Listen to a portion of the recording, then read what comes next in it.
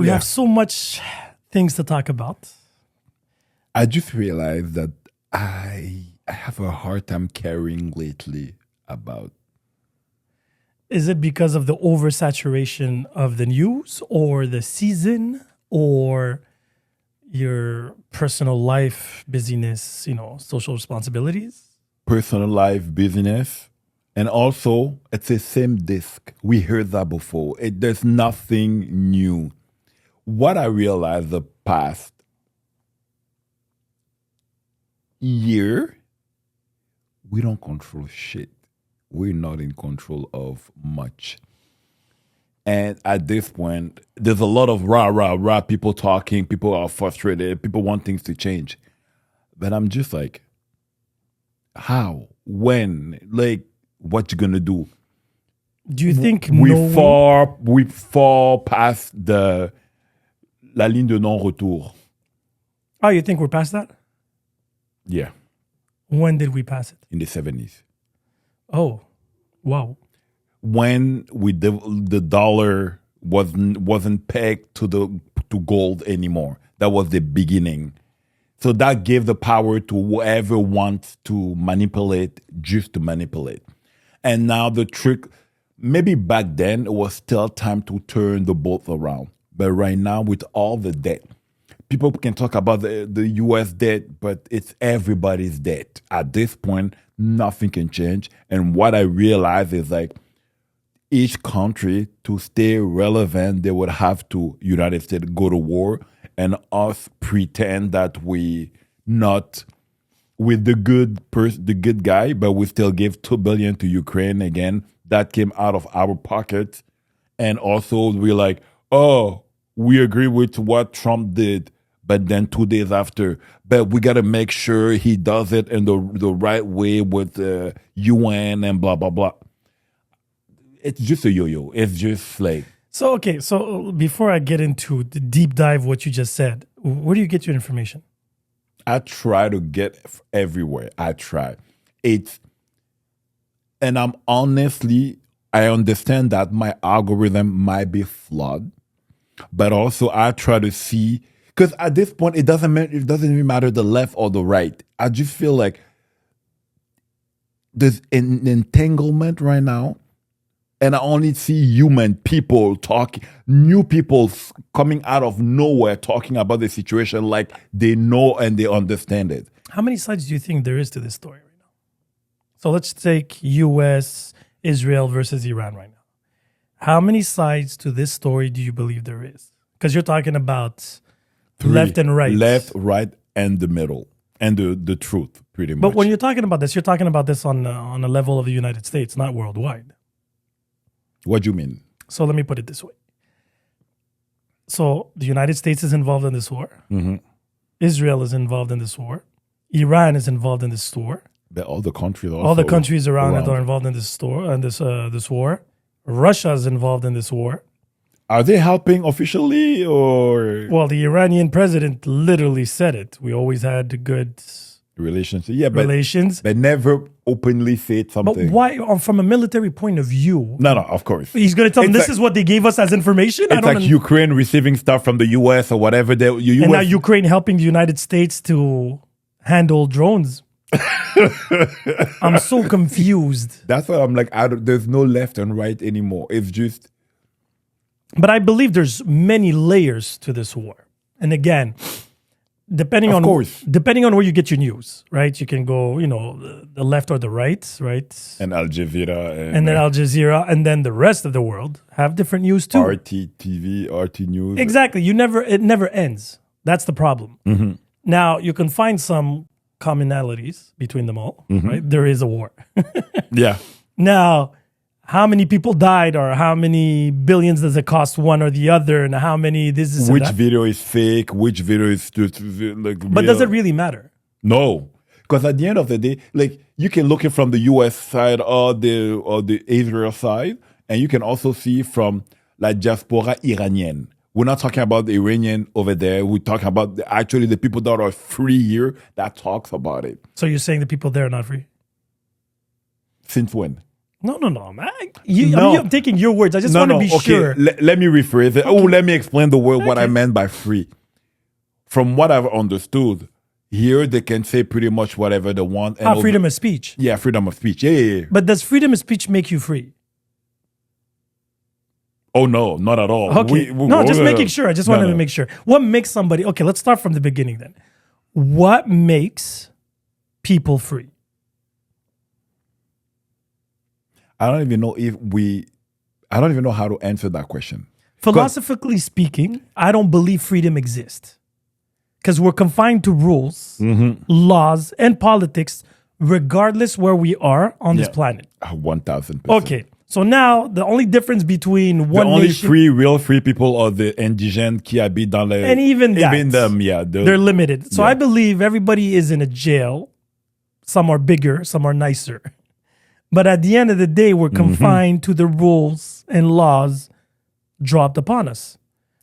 Rules and laws of the present dictator. Whatever it is. Because if you think about it, in the United States, right now with the whole ICE and all of this, the right versus the left and freedom of speech, you cannot say that, you can say this. That's not freedom. No. Okay. Now, some might put under, the underline what's going on in Iran. You can't dress like you want. Freedom of speech. You can't talk bad about the government, blah, blah, blah, blah, blah. And then on the other hand, now, I don't know if you heard, Dubai and most of those countries that got hit are sending messages that you're not allowed to publicize negatively or bad reputation. I heard about the French ressortissants, whatever, but I didn't hear about French influencers. Yeah. Them, I just saw a reel also that was showing the difference between 2 days and after. Yeah. We even saw the copies of the messages that the EAU send to their... It was straight up, you're going to jail. Yeah, you're not allowed. It's legal. Like when you come into the country, those are the laws you have to abide by. You cannot put a negative light into the country or the province. Okay, that was already there. Okay, but now it's a lot clearer. Oh, yeah. Yeah, you know what I mean? That's a fine line between, that's a good thing. We want to promote our country, blah, blah. But when shit hit the fan, we can reverse the same rule and that can be something else. Remember that thing that you signed and agreed upon? Yeah. Well, that applies now. Now, I'm not here to debate if it's good or bad. The problem is you are filtering the information. That's the hardest job nowadays, to be able to filter an information. But I feel like it's hard to find the truth, but it's easy to just blast information. Yes. It's easy to confuse people. Confuse people because we all have a life. We're doing stuff. We have shit to do. We up and down, whatever. So the hard part is actually to take the time to filter, to understand maybe that's not good, that's good, or whatever. You have to actually look into what is the message that I'm receiving and what's the purpose of it. It doesn't make sense. Can I check another source or blah, blah, blah. People just want to be entertained and that's it. Entertain. Okay, so can we agree that this war is going to, financially speaking, ruin the United States? No, if it lasts more than 2 weeks. Because they can still borrow money. I get that. But the problem is, so you think they cannot lose this war? They have zero incentive of losing this war because of the midterm coming. And you think it's going to be positive for Trump? No. However, and I can even see that, I don't know if you heard about that lady, Jasmine Crockett, whatever. She was in the Senate or Congress, whatever. And she lost. Because you have the Democrat, you have to go against the Democrat and we decide which Democrat going to be front face and which Republican. And she lost her bet against another Democrat. And now she's complaining about they cheated, that's Trump's fault, blah, blah, blah, whatever.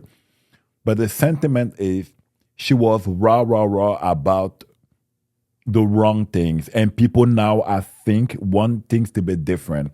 Want to challenge the government more, but not for, he's a racist, he did that, he didn't help. But with law abiding, like we say no more war, we didn't want to go there, blah, blah, blah. Why you brought us there? We voted for no new wars. No new wars, America first. Yes. Is that America first? That no. And then I was able to justify the Venezuela part as America first, and like you bending Yeah, I get that. Panama Canal, whatever. No, I you get all that. Cuba, but that it's hard for me to justify that part. Especially with what Rubio said.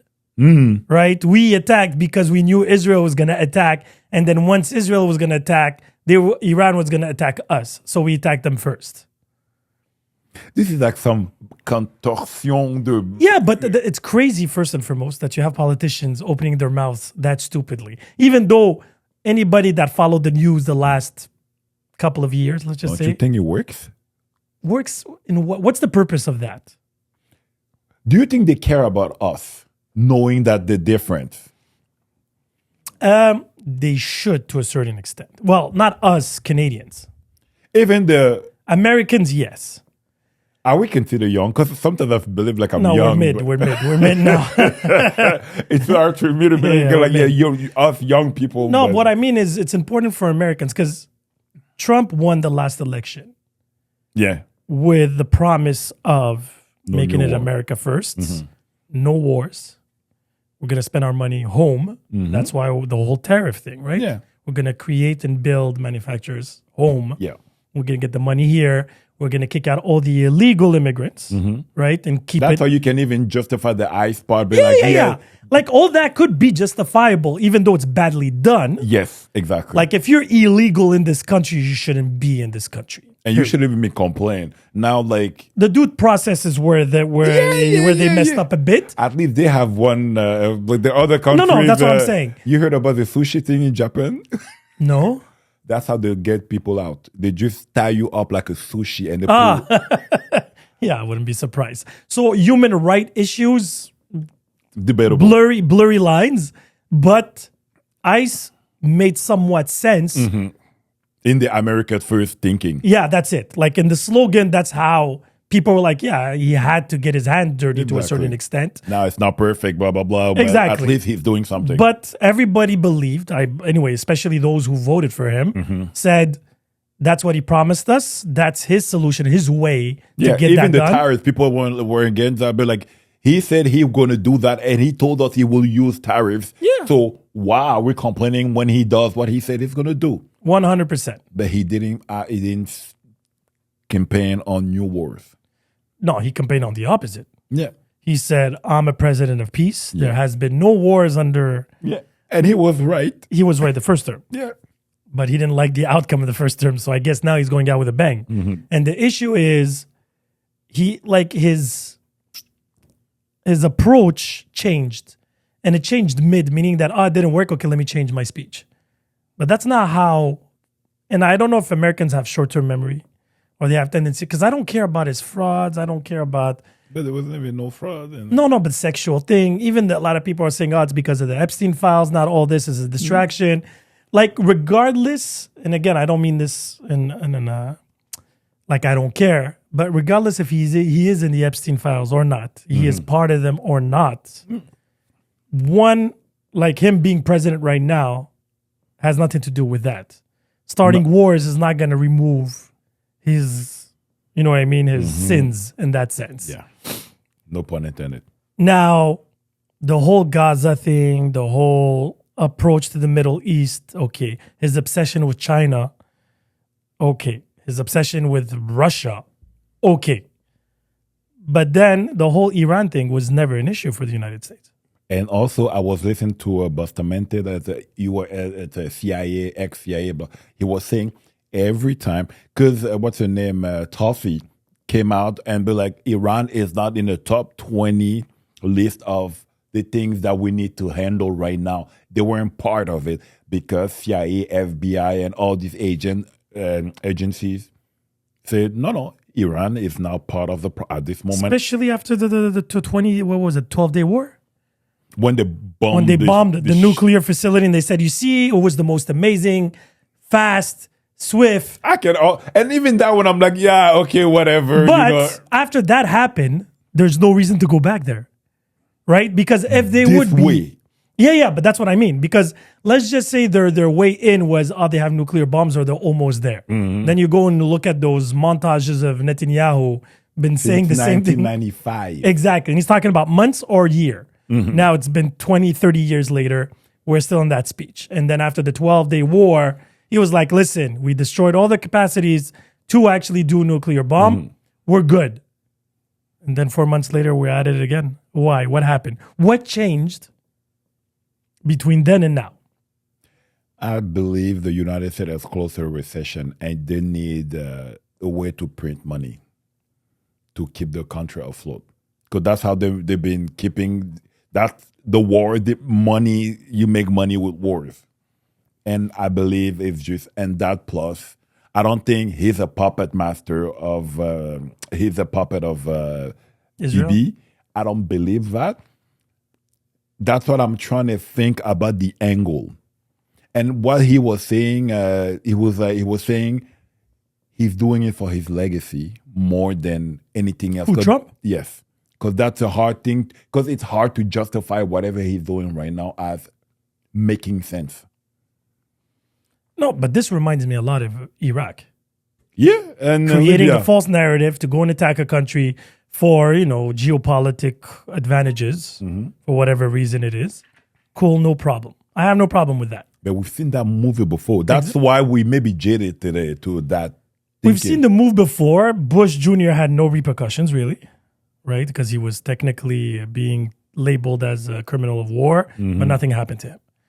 Do you think that Trump is going to have that type of luxury? Yes. With no repercussions? Yes. Because even some Democrats agree with him. Don't forget, Agree with him on what? on what they're doing right now. What are they doing? Bombing the shit out of Iran. So they're bombing a country for what reason? What's the end goal of this? Ask him. What do you mean? I'm asking you. Iraq It's at least hard was to for the justify. oil. I can't even justify. Iraq was for oil. Yeah. Right. And for, the pipeline and the whole shebang and the military base. Right. Because this war, one thing it taught me, I didn't know there were that many American bases in different countries in the Middle East. You didn't know that? I didn't know that many. I thought there was like 4 or 5. It's in 8 different countries, and some countries have up to 4. Yeah, the country is big. You need east, west, whatever. But the whole obsession with the, Palestine and everything was like, it's it's the middle of the middle. But they don't need Palestine when you think about it. No. I truly believe, how far is Iran, they're sharing the same border with Israel, right? No. Not even. No, Jordan is in the between them. Oh, yeah, that's Jordan. Yeah. Because in my head, I'm like, maybe they just want to No. grab a little bit of a country. No. Not even. They don't even have a border. Yes, they sponsored from what we know. Sponsoring everybody. But again, that's very confusing to me. So Iran is sponsoring these proxies, yet some of these proxies, the same ones that are sponsored by Iran, are sponsored by Israel. You have a name in mind? What do you mean? But Hamas, technically speaking, even Bibi said it. Back in the days, maybe they don't do it anymore. Maybe. They started with them, yes. But Maybe. it's like Osama. He was this ex-CIA, blah, blah, blah, trained. Yeah. If I spoke with a friend of mine, I'm like, so she's Lebanese. I'm like, so what's up with your family? I'm like, yeah, you know what? I'm like, they're safe because, sometimes when there's war somewhere, but it's so not close to where you're at that you don't even... Now they're in the middle of Beirut. Exactly. That's what she told me. Usually it's in the Muslim side that it's The always... south of the country, yes. But now it's everywhere. She's like, where the Christian, the Muslim, the Druze, whatever, everywhere. No, but it's a big melting pot that does not affect directly the United States. Keep in mind here. Yeah. That's the Israeli side of it. And I'm not even going to go on that. I'm thinking more U.S. and international here. Because now the U.S. gave a 30-day exemption to the Russia for them to provide oil at whatever price they want. Because there's most of the countries, their allies in Asia, don't have that much oil. And because Iran closed the canal, everything dropped by 50 to 60%. They have about 30 days to maybe 90 days of oil reserves. And then the country is dried. Most of Asian countries, Japan, South Korea, They get the oil from Iran, no? No, but it comes through. Yeah, through the canal. Yeah, exactly. Exactly. Yeah. So if you close Even the UAE, one of the refinery got bombed and stuff like that. Now, the funny part is, Russia can say yes to that. Let me explain. So, United States, you're going to pay me to sell yeah. oil that I have a hard time selling because of all the Yeah, because all of the barrier. penalties. Yeah, exactly. So now you turn around and you're going to pay me to sell it at whatever. Okay, let's say it's a regular, not on the cost, but let's say a cost. Or No, cost it's going to be for- over cost for sure. You're the only Exactly. provider. Because the Venezuela situation, it's not refined oil. No. So- it still has to go somewhere else. Exactly. Before, yeah. So because of that, Russia is mainly the second biggest. In that area. Well, everywhere now. United States can provide somewhat, but because countries like China, South Korea cannot make But enough. United States, they don't have the petroleum. Biden got rid of the petroleum reserve when he was in power, so they don't have enough to start sharing and start Exactly. being the number one and giving. So to now they give a everybody. 30-day just for them enough time to finish the war. How does this war end? What does it look like? Iran get bombed the shit out of more than right now. More people gonna die, and they're gonna try. The Shah, the son of the Shah, probably is gonna try to come back Trump said no. to him. Yeah, he said no yesterday, 2 days ago. So he wants it to be local. From, He said he wanted to pick Trump the next, and he's not a fan of the son. There's a lot of people that don't like him. Besides the United Trump States, said it. If Trump said it, I don't care about the rest. If Trump said he doesn't want him there, he's not going to be there. So we have a little bit of a situation right now. But Trump doesn't want to do the regime change, but that's what he said. Does. Not the regime change like they did in Afghanistan. We're gonna be democracy. Oh no, and he blah, doesn't. blah. It's not about democracy. He wants to eliminate the Islamic regime. Yeah. completely. He Exactly. wants people to be free, Yeah, right? Free. like before the Ayatollah. Yeah, the same one that they influenced for him to drop. Or they didn't help the Shah back in the day to get rid of them. But they're the ones who put the Shah there. U.S. put the Shah after Mossad. Yeah, in 57, I think, if I do yes, remember. They did the coup. They officially announced it in 2013 that it was officially a coup. Yeah. They put the Shah in, and then Yeah. they abandoned him there. Because also he didn't want to play ball. Exactly. And then we had what we have now. So again, the same thing. Who's taking care of Syria right now? Russia, no? No. He's not there anymore. No. The United States for sure. And then Iraq. Who's taking care of Iraq? That's the States for sure. No, even Syria. No, Russia took Assad as exile. Yeah, like, he's come, not. come, He's not. come. They're not in Syria at all. They even have a military base there. Already. Yeah. That's what I'm jaded. Because I'm trying to be a reasonable human being. And I understand some Iranian, the Muslim mood, blah, blah, blah. They want to get rid of that. I get that part. But also, really, another war? But why is it their business? Business of who? The United States. Because the security, the protection of the war, the military. And Iran was their priority there. Iran, Like nobody there's countries in this world right now. that need the United States more than Iran Yeah, needs the United let's States. very agree. So there's people starving. There's people, being, slavery still exists. Sudan, Libya, some part of Nigeria. Well, Libya, technically, they're free now, right? By who? Well, America saved them. No. Keep in mind, I'm literally saying what has been said. Omar Gaddafi dropped Yeah. because of the United States, Yes. okay, in the United Nations. And some Libyans were happy. Don't get me wrong. But there's always going to be happy. Let me put it this way. Charlie Kirk died. Yeah. Some people were sad. Yeah. Some people were happy. Yep. Okay. Now, is that enough for you to determine if it was the right thing to do or the wrong thing to do? Nope. not Okay. But it's their business, United States. Mm-hmm. Okay. Iran, as long as they're not bombarding their neighbors, that's retaliation right now. Yeah. Before that, they didn't do shit. Yeah, they were just yapping. Like, wah, rah, They blah, were blah. saying they were sending proxies and shit like that. Mm-hmm. But it was like, it's not, sometimes they'd be like, no, it wasn't us or whatever. Yeah, but like It everybody was never official, like, oh, they sent 8 million to that group or that group. But that's what I'm People were saying. just speculating about, oh, they're helping them and they're helping. But there's no proof technically. That's why you just, if you have that much intel, Mossad. kill the proxies and get it over with. But it's impossible Why is that? because they don't know where they are. What do you mean? Explain to me how Hezbollah, after everything that happened 4 months ago, The charger phones, yeah, the phones. they still have missiles. Like, I don't understand. Are these pocket size? What's going on? I'm very confused.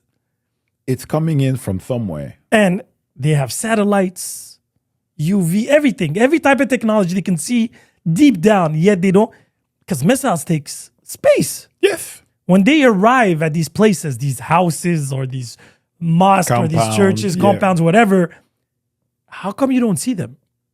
They have very specific, especially if one goes out, one is thrown. They know There's from a heat where, signal that comes with it. Yeah. So I'm not an expert in war. But that's what I'm saying.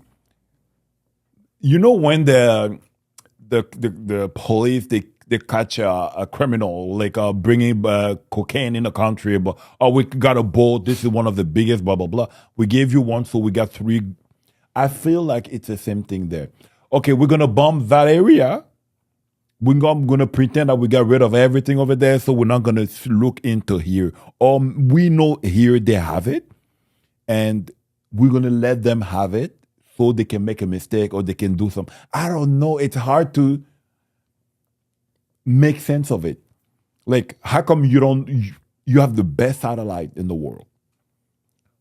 That maybe that's what they'll be like, oh, that's why they have drones now, but the drones is undetectable, it's too small, it's not fast enough, or blah blah blah. But Iran's strategy was very clear. When I saw the numbers, you know how much it cost to destroy one drone for the United States during this war? 100K? No, it's about 1 to 2.3 million. One missile that blows up a drone. You know how much a drone costs to build? 600? It's 1,500. No, 15,000. Okay. not So bad. 2 million for 15, and they have like thousands and thousands. So from where they get those? drones, Yeah. they're made in Iran. So then, So parts and pieces are probably China, Russia, whatever, but it's all designed and built because even their missiles have their specific names or Iranian technology. like Kader. Yeah, and that's it. So again, if it's costing them 15,000 Yeah. a drone, right? They're throwing. That's why they're throwing like Just go. 70,000. Just goes like but they're pretty accurate somewhat. Because all the bases were attacked. But that's why the vessel from the United States in the ocean left. Because they were throwing drones at them and they were, shooting them down. Then they're like, every time we're shooting, we have to refill the fucking base. And it's costing them 15,000. It's costing us millions every shot. And at one point, you're out of ammunition. Missiles. Yeah. So they just left. They're just throwing at us drones just to literally annoy us. It's like mosquitoes. Yes.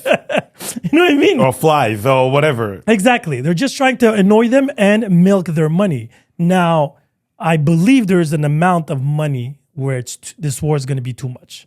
Pretty much like Vietnam happened, Yes. right? I don't know how long it's going to take to reach that. So Iran is saying they can do this for 6 months. You think so? I don't know. Because the thing is, the information is very confusing to me. That's my point.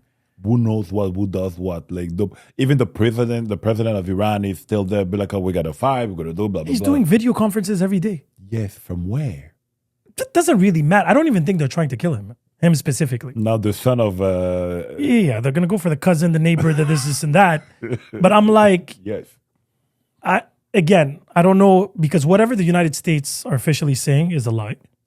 We're destroying them. They have no chance. This and that. That's not true. They have to say that. Why? That's part of the troop. Like you gotta make sure the troops are confident of what they're doing and like it's working and we're doing it for the right thing. Because if he says, "Oh, we're still losing, but we keep gonna try more," and blah blah blah, and then, But there's more than just losing or winning. Like we are, buddy, you smart. We're talking about Americans here. because that's my issue here. Is what they're saying is not true. It's not fully true, Exactly. right? the Prime Minister of War, or whatever, or Homeland Security, whatever he's called there, that the crazy guy there. Exit? Yeah, when he came in, he's like, "We're destroying them. Use any adjectives you want." I'm like, "What the hell does that mean?" You sound like a terrorist. Aren't they?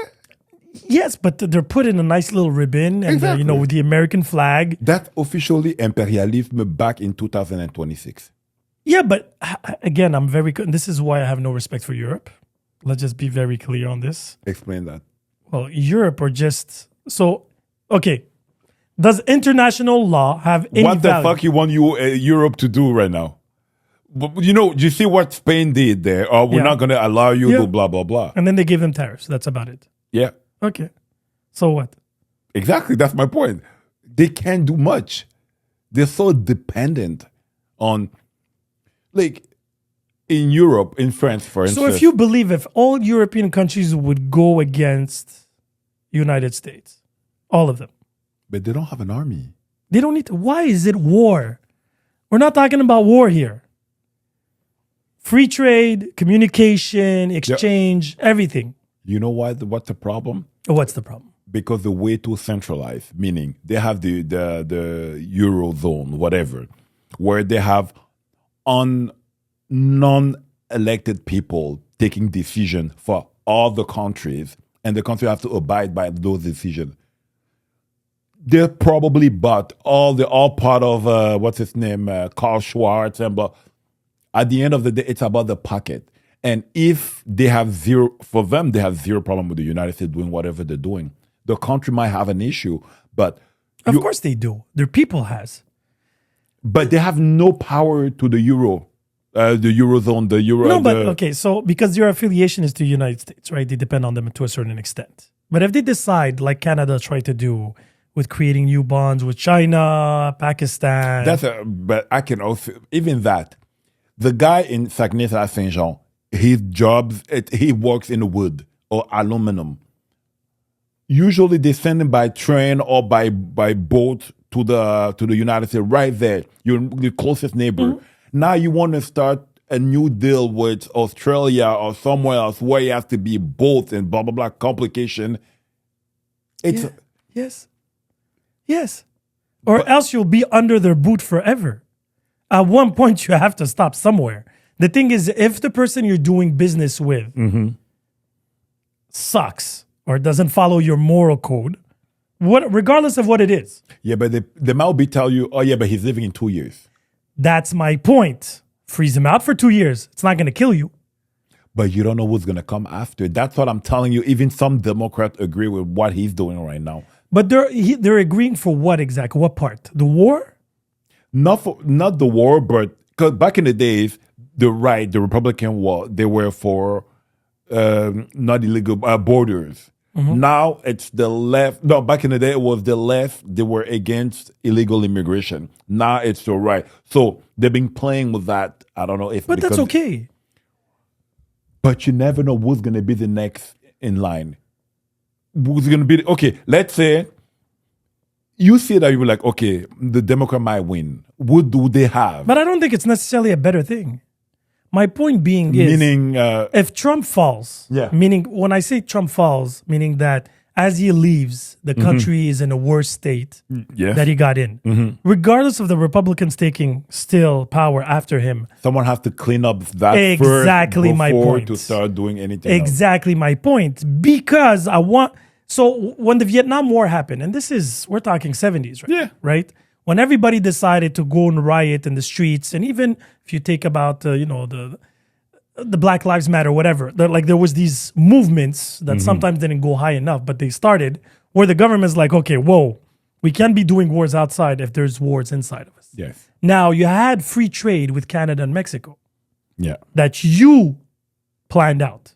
Yes. I don't know if you saw the video I sent you that explained how the United States enjoyed the free trade after the Second World War because they were the only ones that had manufacturers that were still working. Yes. Because the war was so far away. Yeah. And that's why they came up with the free trades and no tariffs so they can sell all the goods that they built up during that period. Exactly. And now today they're trying to eliminate that same deal that they gave to the world. Because they're in the position of what UK was after the Second World War. but they're not in the same situation because of the same reasons. Exactly. It's because Japan, Pakistan, China exactly developed so quickly and faster than the United States that, quality and speed and all that. So they're like, wait 1 second. Labor. Exactly. So now they're like, wait 1 second.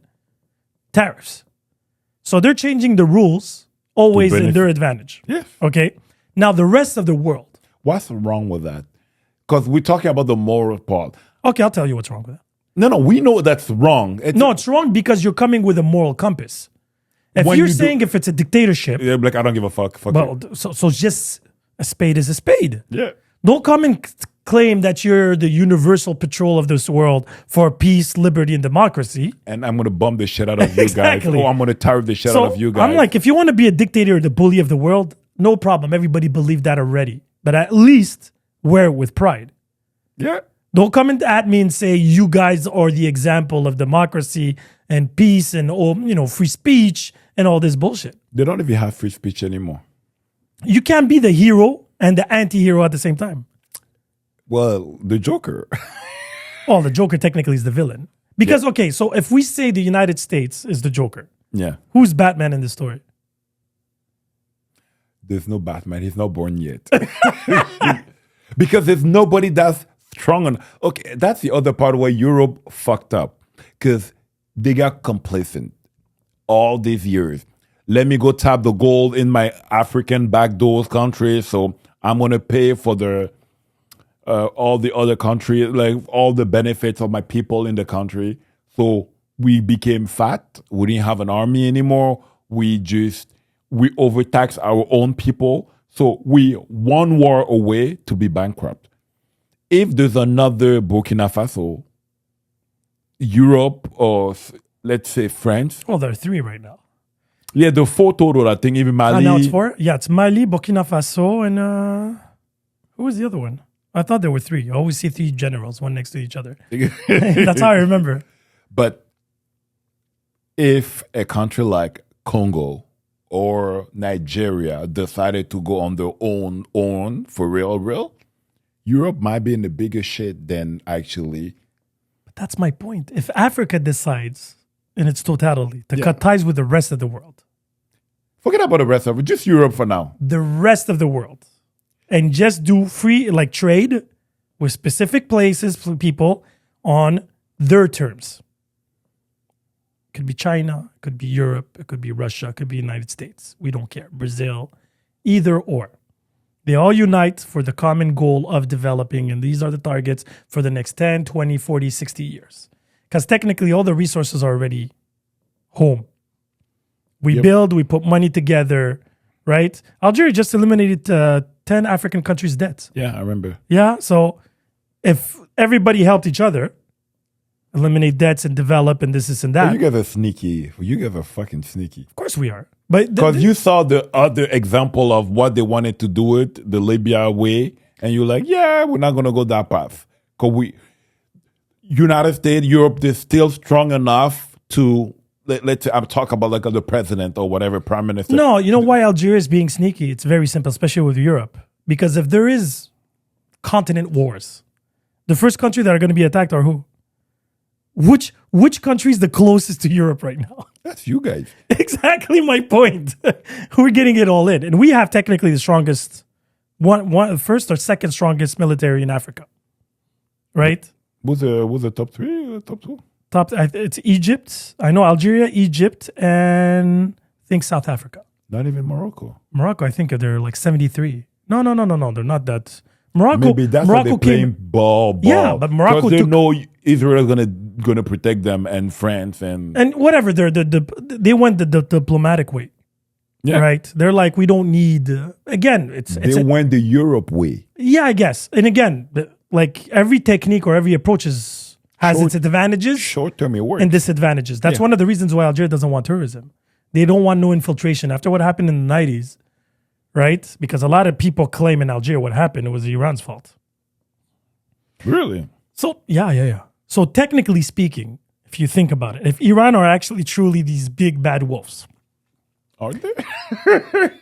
Again. It doesn't even matter at this point. If they are, they had their reasons. Yes. Right? No. Oh, yeah. That's what I mean. Yeah. the war doesn't come out of nowhere. I'm not That's getting what I'm mad saying. at you. It's almost like someone from Palestine will never befriend an Israeli. It's almost impossible. When you see your entire family getting killed or blah blah blah, you're born in that. It's very hard for you to be like, yeah, they're my friends. But South Africa did it. That's why I still have somewhat hope. But it's not clear. It's okay. It's not perfect. It No, only happened 30 years ago. Give them time. For God's sake. Black people are still fucking scarred from slavery. That ended how many years ago? No, that's a It takes time. That's a self-inflicted. Africa still has issues. Oh yeah, Right? And we all left. Yeah. In the Like, 60s. it takes time to heal. Sure. Some history, especially how you approach it. If you approach it from a point of view of, hate, pain, and That never victimization. stops.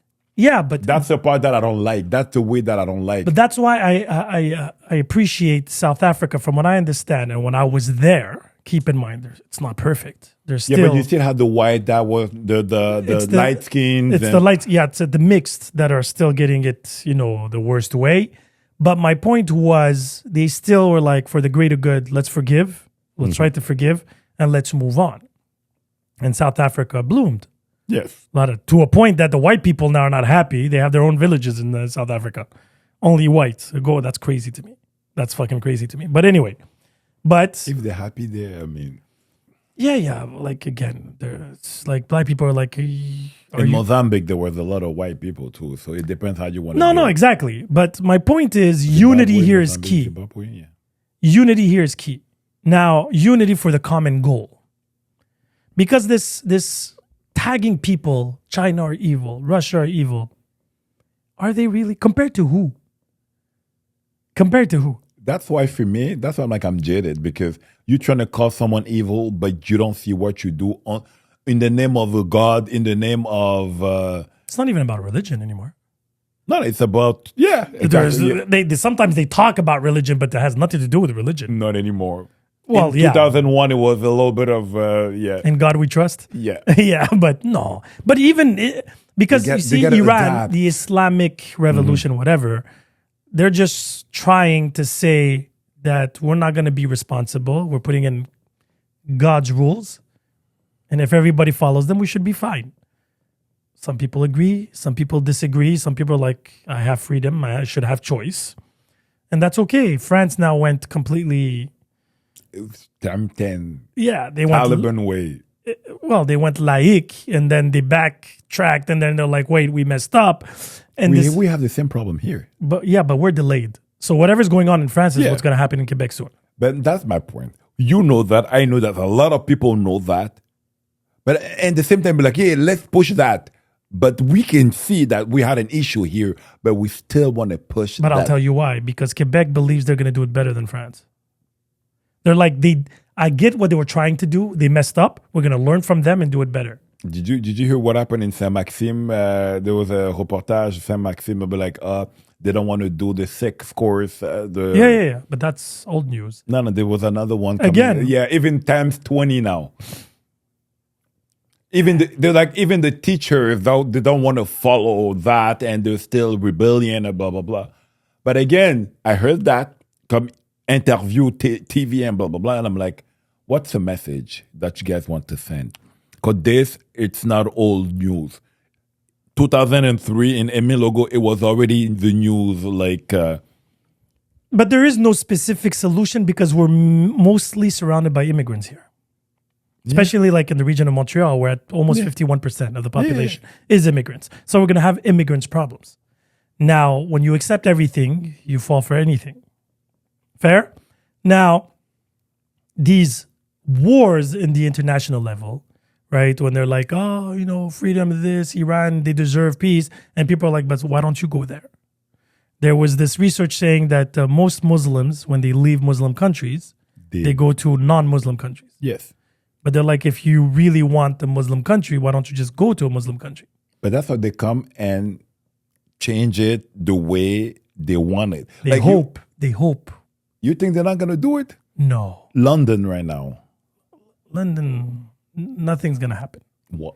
It's gonna be a shit show for a while. Okay. But then it's going to fall back down. But the problem is, especially here, my brothers Quebecers didn't make enough kids.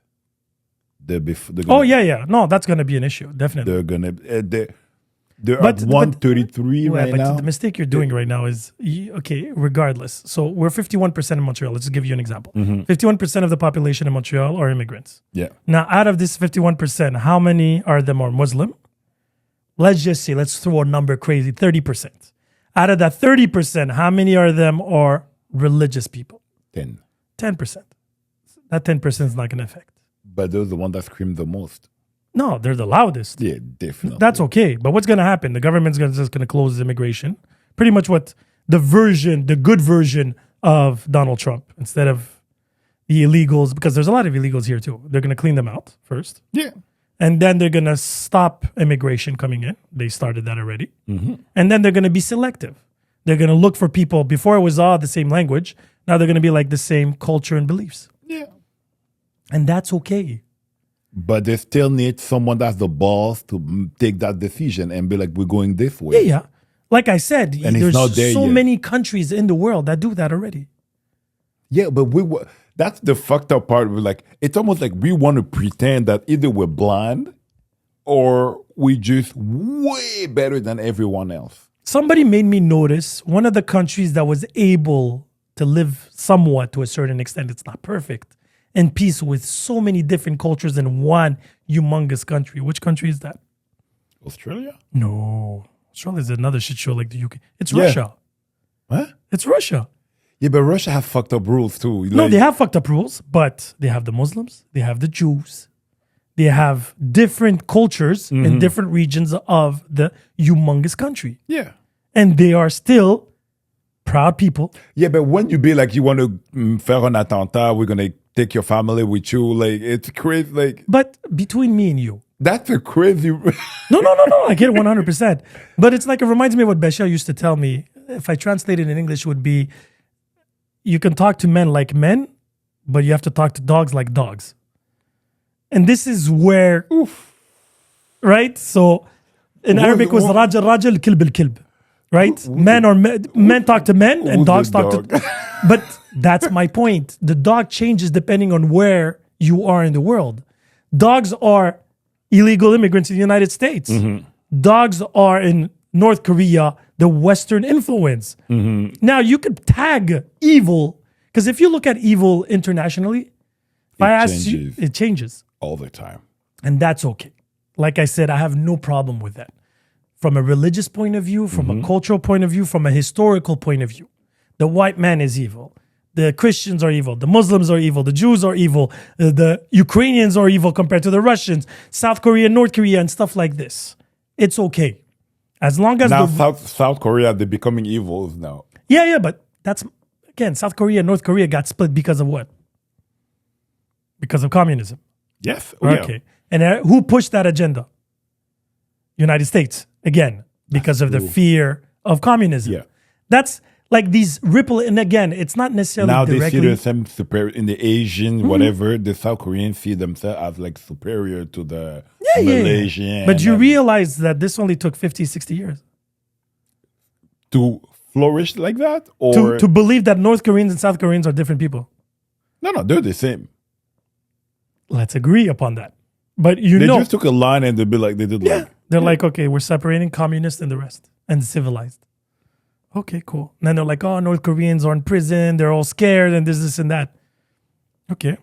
South Korean, they're not making babies anymore. That's one of the first countries with Japan that might fall. Yeah. Like And literally. That's what's going to happen is because they're not making enough babies, they're going to open up immigration to a max. That's what's going to happen. But I believe they're going to open the Asia part, whatever. But they still look at them as beneath them, literally. But then once they fuse, what are you going to determine?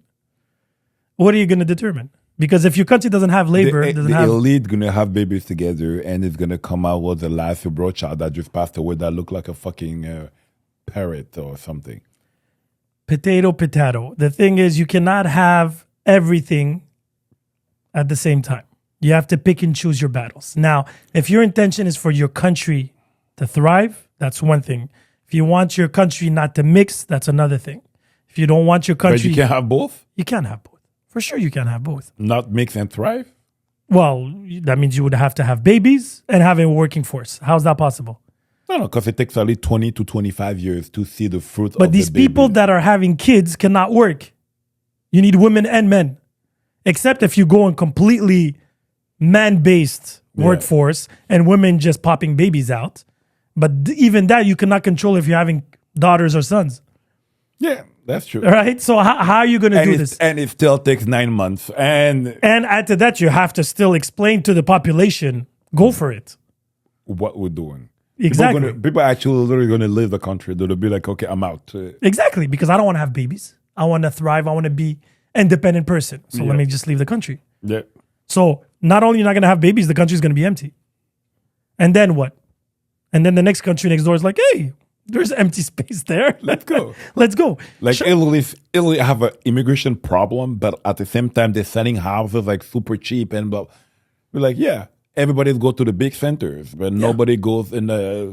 Yeah, because that's where the money is, because the cost of life is so expensive. What's the point of living in a little village anymore when it costs you to have a banana $20? You don't need to eat. Do you realize when I was in Hawaii, that's when I realized all that was bullshit. So Hawaii is part of the United States. Yeah. 50th state. They have a big fields of bananas in Hawaii, but they cannot take them. They have to ship them back to the motherland for them to be sticked to get back to Hawaii to consume them. So it's a double tax. But the banana is grown in their garden, Yeah. but they cannot touch it. It has to go back to the mainland Yeah. to get back. Yeah. Guadeloupe, Martinique, pretty much same thing too. You have to go to France and come Yeah, back. to the La Métropole, the mainland. Yeah. And then it goes back in. Everything is imported. How's it imported if it's in the same country? So it's almost like you're telling me like something à pousser au Saguenay, we have to send it to Montreal. That's the and- same province. It would be like you have to send it to Toronto, And then send it back. send it back, and then you get the Ontarian tax and the Quebecer tax.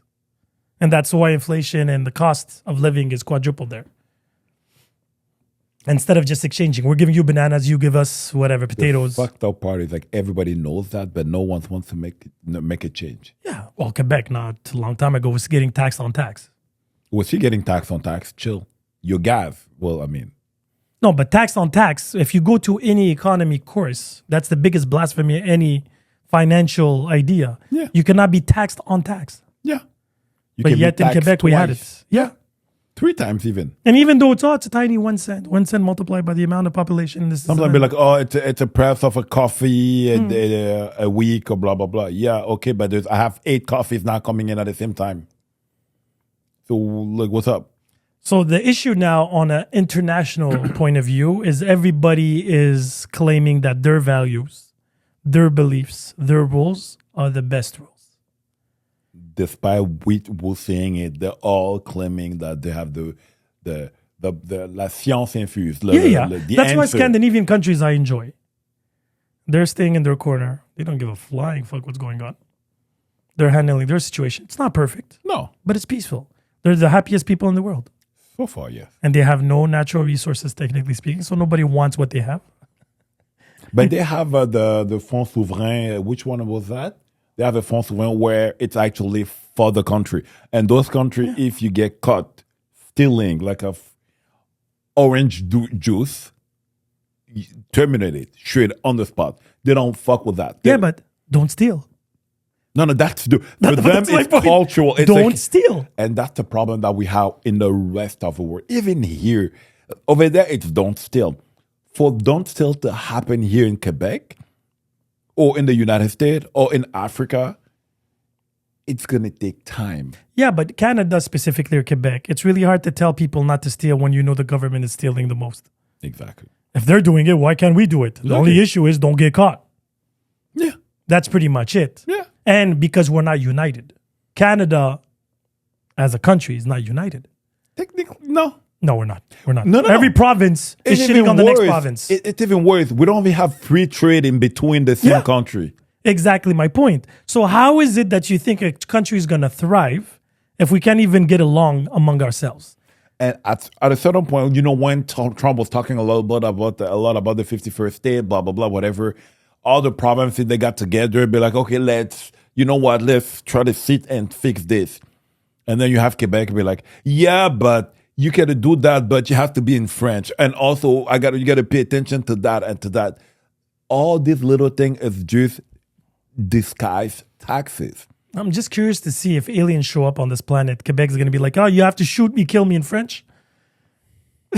Like, if you want us to, fight this war with you guys, it has to be.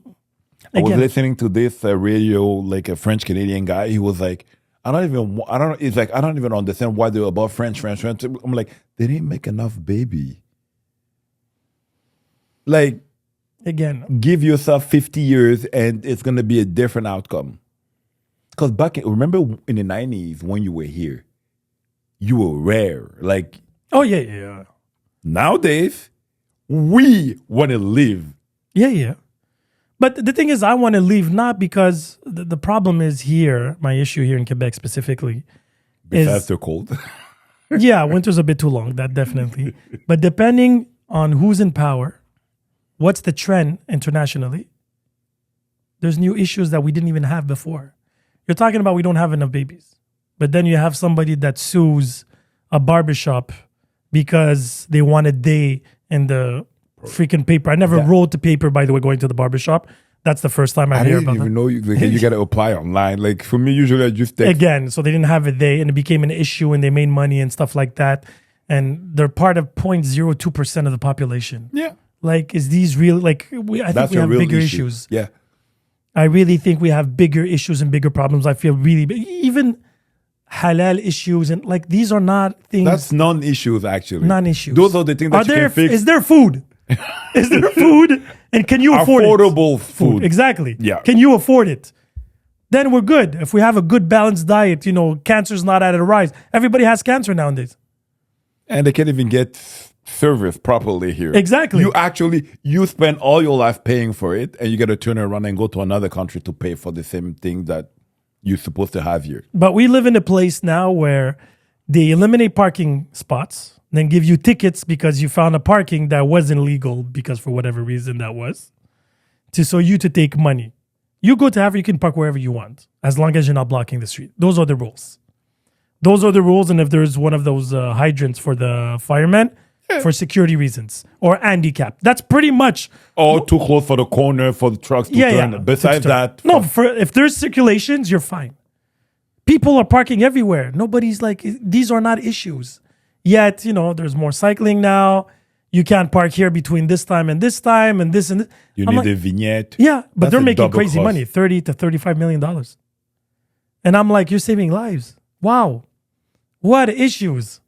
Crazy. Yet, apples now are at fucking $2.50 a pound. I'm like, cost of living. Yep. And you blaming all toutes ces franchises to be like, oh, they're making too much money, blah, blah, blah. But you turn around, they're like, yeah, but they're making 2 or 3% profit. So, okay, let's say they got to lower your price. Okay, they're making 2 or 3% profit. Make that make sense. And again, I'm not against people making money. I have no problem with that. Please let them make money. But let's have a little bit of price control. And if the cost of living is going up, what's up with these cutting corners and then making... But price control on what? On basic needs. I'm not talking about... The problem is everybody has a fucking iPhone 16 and 17. Yeah. Yet people can't afford groceries or going pay by pay, check by check. Because that one you can finance it on fucking 24 months. That's my Can you finance a tomato? First and foremost, they should remove taxes on everything that is consumable. Yeah, they're going to lose a little bit of money. But it's consumable. It's basic needs. You know the funny part when they say tax the rich, they don't understand that taxing the rich means taxing people working for the government. Because those are les cadres are the one that are actually making money. No, but taxing the rich to apply, because they're trying to look for money, right? Yeah. Yeah, but these people became, if they're born rich, from centuries of generations, let's just say okay. They're not even 1%. Especially here in Canada, they're not even. They're not. There's 0.02%. Yeah. 27 billionaire in Canada. Now I'm like, if I open up a successful business, yeah, and I'm rewarded because I create jobs and I pay taxes, it's to get more taxed. It's ridiculous. Why would you do that? Exactly. So the school system makes no sense. The health system makes no sense. Yet we're gonna go and tax and roads are shit and this and that. Rent is Give impossible. me a good service, and I'm going to justify why I'm paying so much. But if you can't even give me that service. Like, I had a daughter. You we had have to a put daughter. her. Huh? You have a daughter. Yeah, I have. No, yeah. not you had. Yeah, whatever. Still have her. Yeah, she's still whatever eating there. You pretty much since day one that she was born, we had to like apply to the how'd you call that for the pour la place en garderie là. yeah, now it's called Le Portail. Le portail, yeah. Place 05 before. But then every month you gotta go check, and they say, oh, by the way, certain immigrants and some people with disability might be bumped. You're just like, oh, okay. I applied to like 8 different daycares around my house. The closest that I was, it was like 51st on the list of, I don't know. And I'm like, but the RQAP, like I'm paying like taxes, like whatever I'm paying.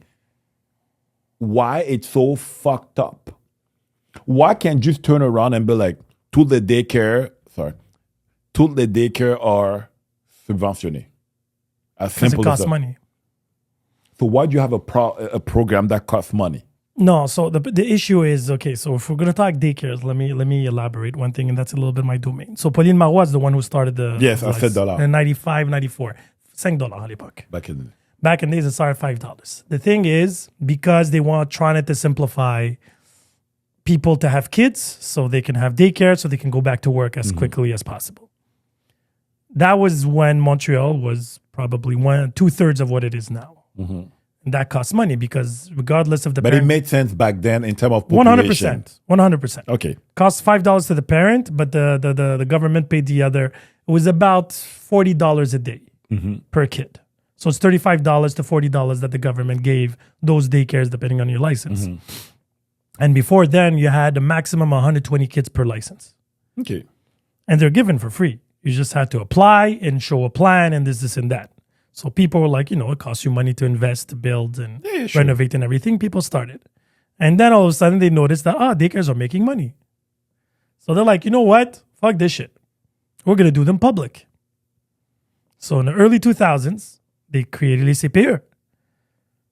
And the problem was, at the same time, the government was a mafia. So Merci, if I do remember, he was Italian, of course, started giving licenses. Because when you get a license, you have conditions. So you have to have your business plan, you have to have your architecture plan that is already certified. And then once you get your license, you have 1 year to build it and do it as planned. Tomasi gave licenses to people with no limit of date for free. And he would sell them to people that were really interested, 200, 300, 400,000. 100,000. Then for the license. But wait, out of that 400, you get a percentage out. So then there was like these licenses where we're waiting for daycares that were just on the shelf waiting for a buyer.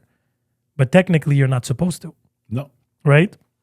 So finally, everything fell down on him. CPE opened up, public. Now, you know how much it costs a private daycare with the government tag on it for the government to build? $0. Everything is on the private owner. To build the building, everything's on his cost. Yeah. It costs him $0.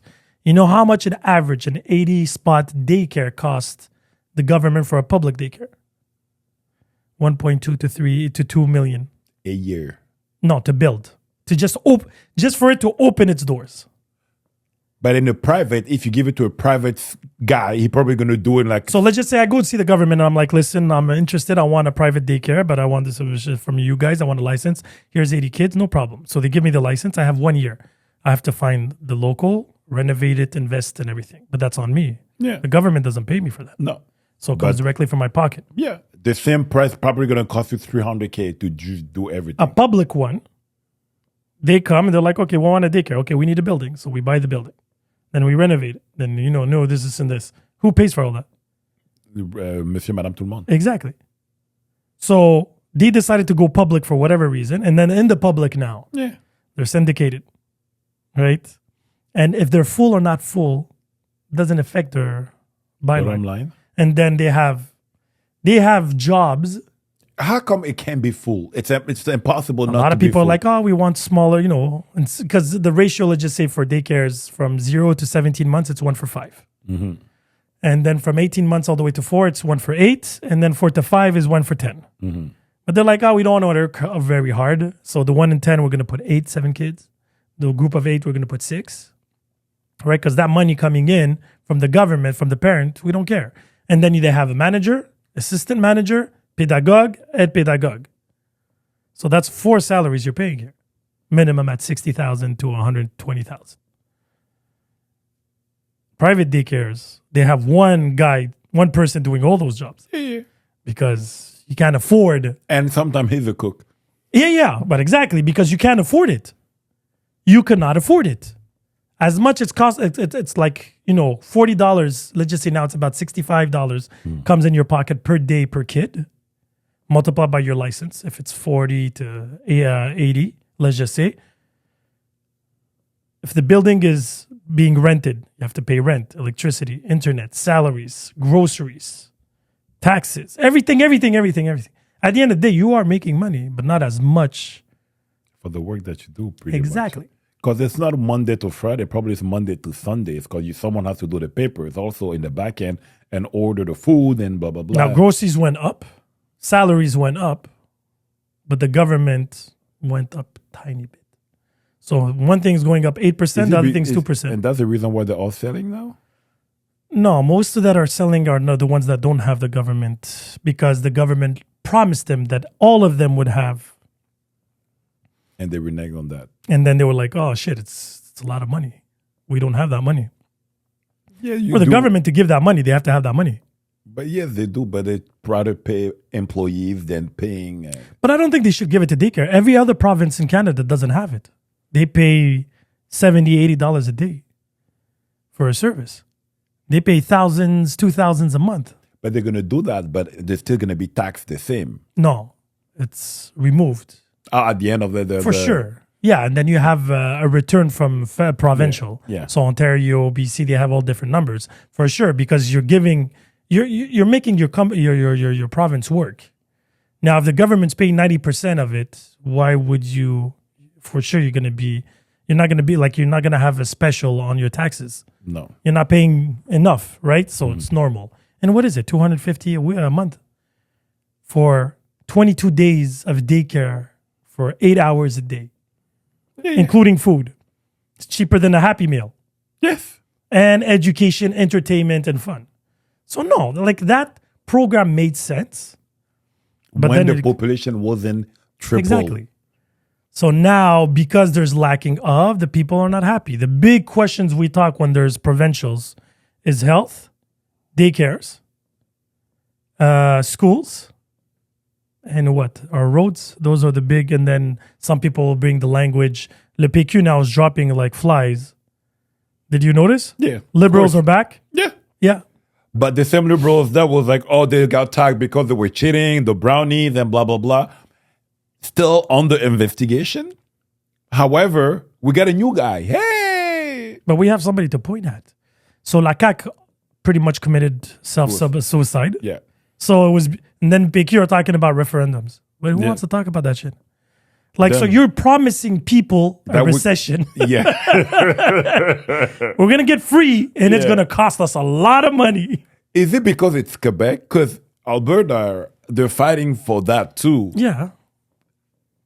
But Alberta succeeding from the Canada makes more sense than Quebec succeeding from Canada. I don't even think that's true. Yeah. And I think that Alberta does it, but they don't really want it. No, they don't want it. They're just sick of sending money to all the provinces, Quebec and Ontario, and blah, blah, blah. It's a negotiation tactic. Yeah. I agree with that, but I don't believe, no way, no form, that they will eventually pull the trigger. Well, they might. Right now, they're taking all the signatures. They have until the end of March, I think, to have 200 or 300,000 signatures. Okay, and then what? To now officially be like, okay, on va faire la check pour le referendum, and people. Yeah, then they do the referendum. If people actually vote as a joke and say yes, Alberta's gonna fall. Why? Financially, it's not sustainable. Well, they'll say right now they're making Just to prove you my point here. yeah. Countries right now are not sustainable. They have to create, trades, free trades with other countries and countries far away for the survival of their people. Yeah. You're going to make me believe a province now is going to minimize and thrive, They're just gonna go down south and trying to have deal with the United States. and the United States are just going to buy them. They have no reason to negotiate with them. What do they really have that they can't take? Gold, Yeah, oil. but they could just literally come and take the country. Yeah, because and that's what I was saying before you do that, you gotta cross the border and go to the United States to be like, yo, we want to separate it, and like, you guys are good with that? Yeah, but even that signature contract has no worth. Free trade was thrown to the garbage, even though it was signed. Today, no matter what it was said 10 years ago or 5 years ago, it's not even, it's null now. It's just, People's words have no worth in the world. oh no, zero. That's what I'm pissed. Because sometimes when I tell people I'm going to do this, I know I will do it, but I will never trust the person in front of me to be like, he will do the same. But that's my point. So because of everything is justifiable, I can go against my word, everything I promise, because Yes. my country, my belief. And you don't even know who's going to be in charge of that country in 2 years. And is it going to be someone that's close to Canada and kind of going to put pressure not to work with this, whether it's Quebec or Alberta, like work with those provinces to be? No, it doesn't make any sense. Do you think the UK regretted Brexit? Oh, hell yeah. Even France, same. What's the other France country? from what? They separated from nothing. No. They don't. No. They regret being part of the Eurozone. Oh, okay, that's even worse. But that's actually what's keeping them at float right now, because they're united.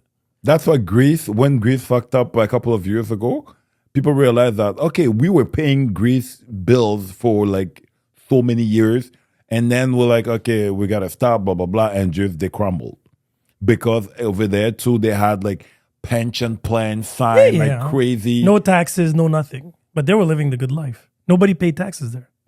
but they had nothing. They weren't producing anything. Oh, mostly it's tourism and then certain products here and Yeah, there. to make the country work with those type of salary, it's hard to do. But it doesn't cost a lot to live there. By the way, I was there 2 years ago. The cost of living is not that expensive. Is it because of what happened?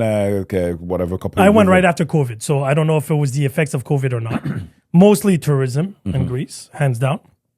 Then add to that their products and everything, because most of the land is generational, right? So you don't. So it's They already, don't sell it. Everything is paid, but they don't pay taxes for roads, for schools, right? It's just given, technically speaking. And the cost of living, like to eat every day, it's kind of affordable compared to the rest of Europe for the Euro point of view. Now, how much do they make financially? I wouldn't know. There was the whole immigration wave that came from Syria that did not help. Keep in mind, open borders. And Spain too had that same issue at one point. They still have the issue right now. Yeah, but when you go there, You don't feel it. you don't feel it. But when you come here, I feel it. The roads, The price. the price of everything, the school system, the Everybody that health goes system. in Europe will be like, yeah, I went to Madrid. It's like it's supposed to be expensive, tourism, blah, blah, blah. I still felt like I was paying more money in freaking Montreal than Exactly. in Euro here. And plus, the weather helps there. Yeah. Right? The weather helps. You can buy like my belle-mère, they just came back. Like we buy wine here and there. You just go outside and have a sip. That's all is required. Here, during winter, you can't do that. No. I have to live somewhere, be somewhere where there's heating. If I can't afford heating, I'm in shit. And during the summer, we have so many rules that it just kills the vibe of actually going out. Exactly. That's the issue with Montreal specifically. I can't talk for the rest of Canada or Ontario, Toronto. Like every time I go to... We weren't like that before. We used to be cool. We used to be cool to people. You remember bosses coming from the United States to party here because it was 18, not 21 over there. It was the shit. Nowadays, for the 3-4 times that we went out together, we were just looking at the place and you were just like, it's sad. It's sad because the mentality, the new generation changed too. Their relationship with money changed too. Their relationship with, it just made me laugh. I remember when I was younger, like for you to go into a club, you need to bring women with you. Right? And dressed properly. Properly. Now it's not at all the case. They would rather have a club full of men because they're the ones spending. That's true. But for them to spend, there has to be women. Yeah. So you have to balance it out. Compared to before, they didn't care. It was free drinks before midnight for women. And then men came. Now, men spend a lot more than before. But they drink less, actually, apparently. Now there's this new wave of healthiness that's coming about. Yeah. Keep in mind. So that's another thing. That's why clubs are dying, literally. Like now people just go and have supper clubs are the new thing. You have supper, you have, mocktails or whatever. I don't know how you manage that because sometimes I'm just like, or I'm too old, but like just way too loud. Like I run a quiet place. I'm selective with my moments. Like yesterday I went out for a birthday party. I was home by 9:45. That's reasonable. Yeah. I went. I had supper. The food wasn't great. C'est la vie. Had one drink, laughed a bit, and got home. What I enjoyed the most about it was there was parking. These are my conditions to go out. Especially fall and winter.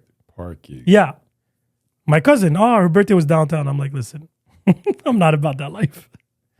I'm not going to Especially me now with what I'm like, I need a very functional park. Not a functional parking where I can just come in and out, literally. I don't need to zigzag and look for parking.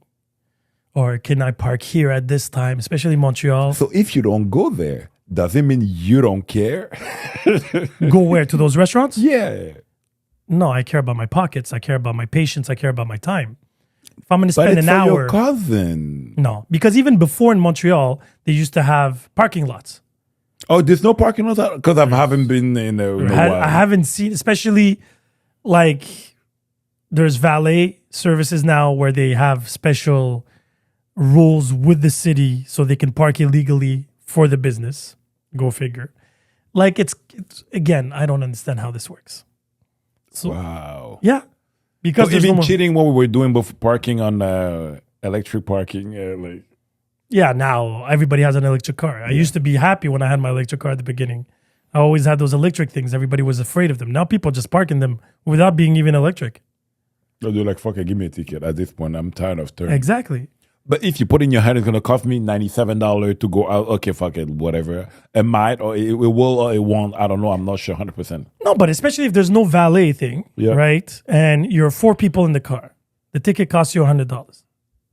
$25 each, and we'll move on.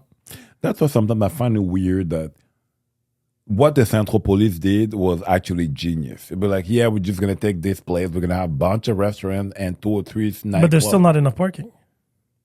It's still more than... Go there Friday and Saturday and you won't find parking. You know how many times I just park and just wait? Someone's coming. Let me follow that person and make sure... Imagine, with the condos and everything, like I said, even Laval is growing so fast. So quickly. Think about everything. They didn't think, and now they're going to add other things because City Hall's... the Justice Court is being dropped because it moved next to City Hall on Souvenir. Oh, really? It's opening this summer. And now they want to do this big park where there's the hole behind they're filling it up, and they're going to be doing a natural park going on there. Why? Because they want to make it more city. There's not enough green in the center of, not all the way Centre de la Nature. Okay. Centropolis is too far away. So they're bringing the green to Centro. And again, it's okay. It's still better than how they did Montreal. That's considered the downtown, that area, right? It definitely is. The metro is there. Carrefour Laval is there. Everything's there. So that real estate is just going to be booming. Yeah. They're buying a 2-bedroom apartment for like $600K now. And you saw the new project in Mirabel. Where? The water slides coming in next to... I saw that, yeah. So there's 3 hotels opening and the water slides and the whole thing. So everybody that bought there too, the real estate is going up. So you have to play Monopoly like this, right? And then people are going to be moving further and further and further and further. Oh, GIF. That's why whatever you have, you keep on to it. It would be better long term to break it down and rebuild than to actually move. Yes. Literally. And you're going to do 3-4 floors because you'll be like, yeah, I'm going to have my daughter here and my other daughter If they there. give you the permits, because now you can't even do what you want in your land. Because it's not your land. It's someone else. Exactly. Your house is fully paid, but you still pay property taxes. You still pay. But taxes is for services. That I understand. Yeah, but you're losing more services now. Like, remember, like Are you? yeah, les poubelles, now it's every 2 weeks. No, I get the garbage thing. That makes no sense to me personally, I believe. But the rest, the roads are better, parks are taken care of. As long as everything is clean, there's schools and stuff. How long before it becomes like Montreal? No, we have time. Because one thing that Laval did and South Shore will be doing is they're learning from the mistakes of Montreal. Keep in mind, Montreal is a very, very, very old city. Yes. It started from the old port up. Laval is very young. Like l'île Jésus encore. Yeah, l'île Jésus, exactly. So they started with a little bit of ambitions, and now they're like, okay, everybody's coming here. So now they're changing the planning, the zonings of industrial and stuff like that. What South Shore actually did well is it's multiple cities tout collé autour de Montréal. So it's not like Laval. Because Laval's an island. Yeah. South Shore isn't. No. So South Shore is the equivalent of North Shore, up north. Yeah. So Boisbriand, Blainville, Sainte-Thérèse, All the way to Saint-Eustache, de Montagne, Terrebonne. Terrebonne, Mascouche. All those are learning from there, but they don't have it downtown. Well, technically it would be Boisbriand right now and Rosemère. 640. Yeah, around that. 15. But even that's not going to pick up. So they decided to scratch all that and they went directly to Mirabel. Start from scratch there. So they started with the outlets, restaurants, It's been a while, yeah. and now they're building out of there. There's so much land there, the golf and everything like that. So again, maybe it's going to be better. By the time Montreal's not going to turn into, Laval's not going to turn to Montreal if the focus remains family. The reason why Laval's working so well is because Montreal's so fucked up. Yes, also, but at the same time, they're building a lot of condos now. Yeah, because they're going upwards. There's no more room. Yeah. Yeah, that makes sense. But family in condos, it's complicated compared to family having a backyard and stuff like that. Do you really need a backyard? Technically, to be What? really honest, between you Yeah. and me, I'm almost Go to China. never there. Tell me who has a backyard. If they had the money, or the culture was backyard. Yeah, but what's the idea behind a backyard? If your neighborhood has a park, and again, I'm not saying you shouldn't have backyards. If you do have the luxury, by all means, enjoy. When I had the house, I had a backyard. I Yeah. enjoyed it. Now, More than me, because every 2 weeks you had something out. yeah, like it was especially spring, summers. You had good neighbors. You had good neighbors. Yeah. Well, it helped that they were scared of me, but yes. I don't know why, but they were. Yeah, your last name. But at the end of the day, if you have a nice park, I remember in Saint Leo, when I lived, Yeah, nobody every had neighborhood it. has a big park. Yeah. So we did have a backyard that was tiny for security for kids, young kids, but everybody went to the park. Yeah. Basketball court, tennis court, baseball And court. sometimes you have football court. soccer somewhere around Yeah, exactly. that area. And then they had the pool from the neighborhood. So like everybody united there and all the kids. It was like a humongous daycare. Mm-hmm. If your city, San Leo, way back when, before like end of 90s, Your cousins? yeah, I'm not gonna. You know exactly what I was gonna say. So yeah, in the 90s, late 90s, San Leo was the place to be. Every park that was maybe 6 blocks away, you had every region: Pirandello, Delorme, P9, P12 plutôt, Ferland, La Dauversière, Hébert. All these parks, you could take a bike and you go from one corner to the other, and all the parks had pretty much the same thing. Maybe It one was out of literally 4, the same thing. Based except on the one pools. school, Except for one pool, like they had pools every 3 parks, give or take. you had one school that had, like that school, most of them go through that. Or that school is such a big polyvalent that they all come from area around, and every area has a park. And you go to the library with your address, and they give you your Advantage card, and you can go and use the services of San Leo for free. Yeah.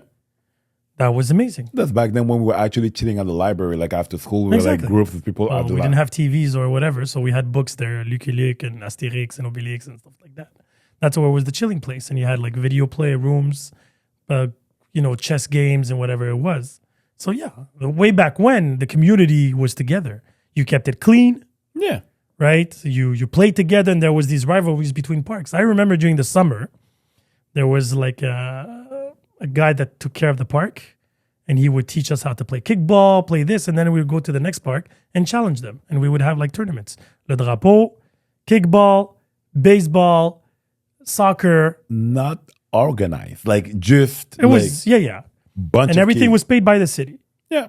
Simply put, you had to be the neighborhood, and you see the kids from the same school that you go to, right? Everybody went to the same schools anyway, in the neighborhood schools. And that was that. Simply put. Now, today, you lock your door, you don't talk to your neighbor. And I have the one guy that was talking like also the radar was like the hockey rings used to be full. Like on the Saturday 3 p.m. It's like I don't understand. It was like basketball courts, like you just next or whatever, and everybody was playing until like 10 p.m. Yeah. We didn't have gyms then. We played in the park until the lights turned off and it was 11 o'clock. But I'm saying that because of the winter, that's what they were doing. The winter was the hockey rings outside. Yeah. Definitely. I remember during the summer, guys would come, those who were lucky to have, shitty cars, they would come up the hill and light up their lights so we can still play basketball. Just to tell you how it was way back when. Hockey rings, we used to play until And the lights club off. didn't bother you. It wasn't too much. It was just like at 10, you had one coming and I'm like, okay, guys. No drugs, no alcohol, man. We were just trying You were to... broke. You didn't even have time to buy. We could not afford it anyway. Exactly. We could not. I remember pastries used to be divided by 4 or 5 people. Exactly. One can or 2 cans of whatever. That's Or un litre et demi, puis on partageait tout le monde. Together. And that's it. It was Everybody simple. was picking up, coins on the floor. We pick up enough, or we take cans. I remember we used to pick up cans at the park to go to Maxi Super C, put it in, get $5-6 to get the Coke Select or whatever it was called. It wasn't even Coke. Yeah, no, we couldn't afford Coke. And we would share it together with no headaches. We would go to Dépanneur, take those slushies, share, and that's it. Or we would buy a slushie and share it together. Oh, the Roman noodles. Yeah. But that's Ramen, something that does ramen. not exist anymore. Everybody now has Air Force Ones. Everybody has... But also, maybe that's why our generation free.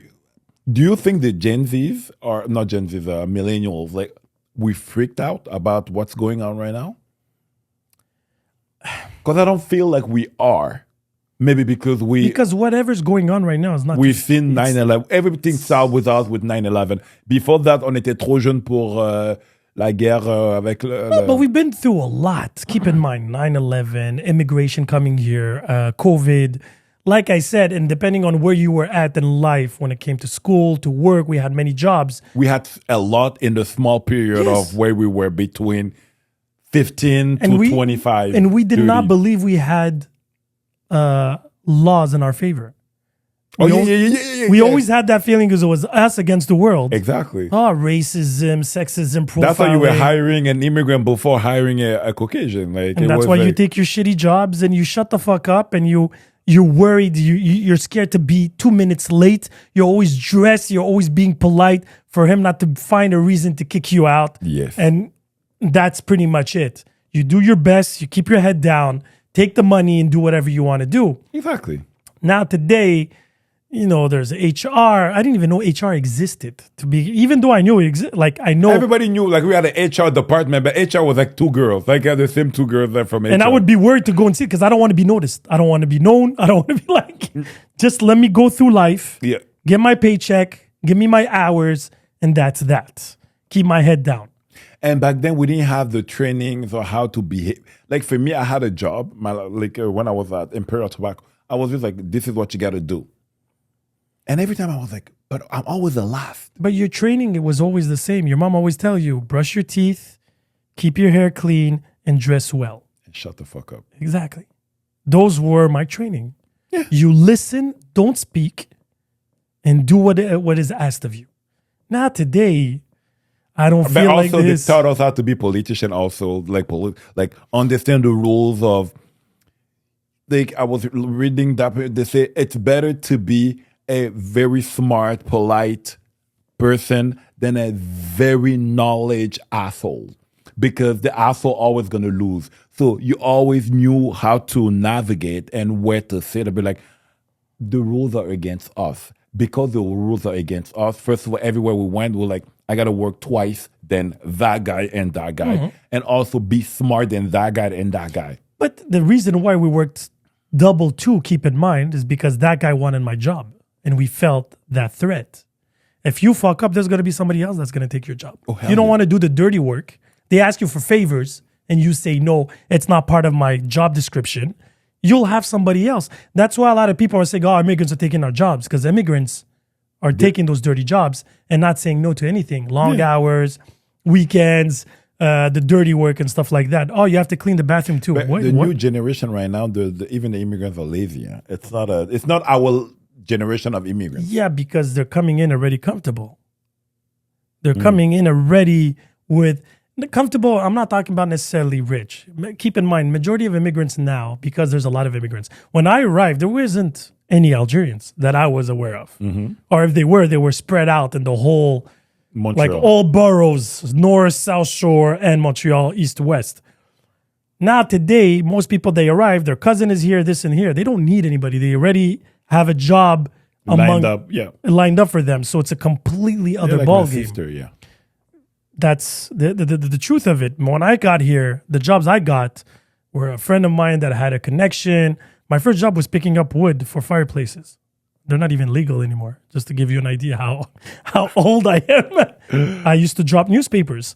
That doesn't even exist anymore. I used to be a stock boy in a girl's store. Like, you remember stock boys? Yeah. Regular store, stock boy working like maybe 10 hours a week. I was 17, figure d'arcade, whatever. I remember I was getting paid, I think, $4.75. Yeah, for me it was $7.50. Okay. Yeah, well, I'm a little bit older than you. Exactly. But it was okay. I was happy with that money. And I was always there. There was no option of not showing. There was no, I'm tired, no. And I was the earliest one there, the last one to leave. I would always take extra jobs. I'm still black. I had to be there. Like. No, me, because I had a purpose to keep in mind. Most of the time when I worked for a purpose. I wanted a pair of shoes. I wanted to afford basketball, whatever it was at that time. I had to do what I had to do. I didn't have big ambitions neither, because we weren't major consumers then that we are today, right? There was the Nintendo. That was pretty much the only thing you had. Yeah, for me, it was the first Xbox. That was... Yeah, see, we had a Nintendo. I didn't have a Nintendo. I had it late. I bought it at Marché aux Puces, 5 étoiles. Just to give you an idea, because the Super Nintendo was already out. So I could afford the Nintendo. I was always a little bit delayed, right? And it was okay, because I used to go to my friend's house to play. That's how... At that point, you were proud of yourself at that moment. But the moms weren't that happy, like, your friend is always here and blah, blah, blah. But I couldn't care less. I was just there to play video games and go home afterwards. If I had it at home, you would be at my place. But people would never come to my house because I never had shit. Simply put, that's why when I got into college and I started having shit, everybody was at my house. It's like, giving it back to the population. Yeah. You're giving back, paying forward. Exactly. But the reality of the thing is, way back when, there was only one thing that everybody wanted. And keep in mind, like I keep on saying often on fashion, when somebody had something, you didn't want the same thing. You wanted something different. Yeah, you're the one that made me realize that they all have the same shoes. Same shoes, same haircut, same everything. Yo. Everything. You want it to be different. You want it to be unique. I remember one day I have this pair of old jeans. You know what I did? I just dropped Javel on it so to make it like... They were unique. Different. Yeah, for sure. I remember I was in a club. A guy had the same t-shirt as me. It was a Lucky 7. I went to the bathroom, put it upside down. Because I was like, I can't go back home and change. Upside down. I was like, I would rather look somewhat of a fool like Criss Cross than actually have the same t-shirt as him. But now, okay, maybe because they don't have a big range of choice. Maybe. When? Right now. Of course they do. They have more choice now. Are you out of your mind? That's true. They have like Air Force Ones with 25 different color palettes. But still Air Force. Actually, but they still get the same call. The Converse or whatever, it's a Converse. Then there's like 25 different models of Converses. High cut, low cut, medium cut. Some with, designer this and designer that. No, there's a million options. Before you would go to Foot Locker, there was 4. Basketball shoes, 2 pairs. Soccer shoes, 2 pairs. Running shoes, 2 pairs. Now you go, there's walls just for runners. Walls just for basketballs. You can even shop without going to any stores with all the unknown brands that I want to sneeze at the same time. I don't want to sneeze. Bless you. Thank you. The unknown brands. Like you can actually have your uniqueness. Yeah. And it's still going to be cheaper than going to I don't even know when is the last time I put my foot in Foot Locker. I buy my shit from China. So, And you're honest about it. oh, 100%. Why would I pay something here probably 6 times the price when it's the same quality, same brand, same everything? Even if it's not the same. And it's quality. delivered at home. Like, why? Why? Why? I don't know. Off-whites, $85. You know how much they are in store? 600. Why? Why would you pay $600? And those are the brokies that pay those amount. Like Yeah. Well, again, each their own. all they gotta do. I like the shoe. Try to find them here is a headache because you can't. Because these are like limited editions. And then you go on the website, they're like, oh, we have a couple of boxes left from our last order.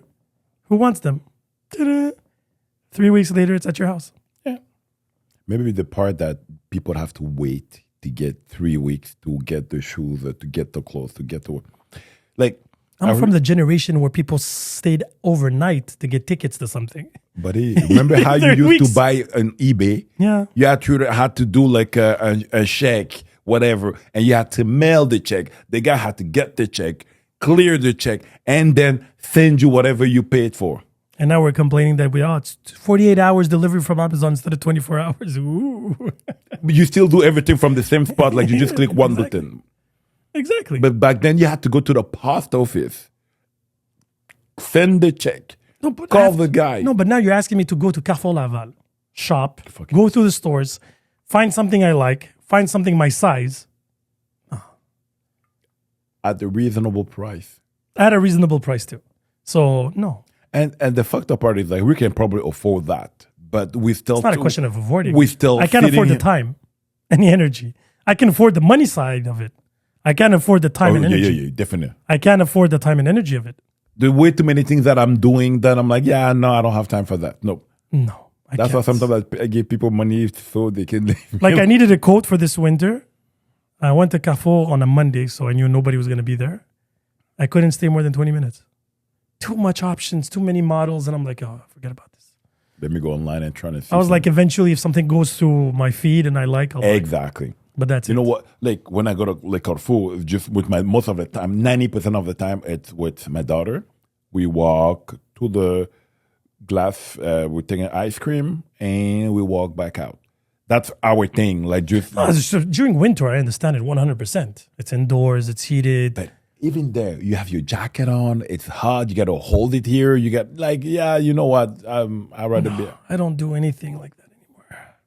So again, and keep in mind, these shoes, I call them my 4-season shoes. I use them winter, summer, spring, and then I have my summer shoes, and that's it. Like I don't lack shoes, but here and there I like. No, you don't like shoes. No, I love shoes. I've seen. I love shoes. No.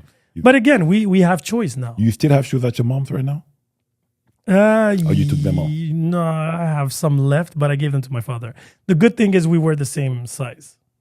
My son fucked me up Yeah. because I was counting on him to take half, but he outgrew me in less than 6 months. Literally. Yeah, he's 12 and a half now in shoes. Damn. I wear 10s. He stayed at between 9 and 10 and a half. He lasted less than a year. So I didn't have time to push everything so I can buy new ones. And that's that. But keep in mind, I take care of my stuff. Yeah. I have some shoes that I've had them for 12 years easy. Me, I'm the opposite. I don't want to pay like it has to be reasonable in terms of price because I know I choose shoes. Like I go through them and I gotta get rid of it. So Yeah, if you choose, but I don't.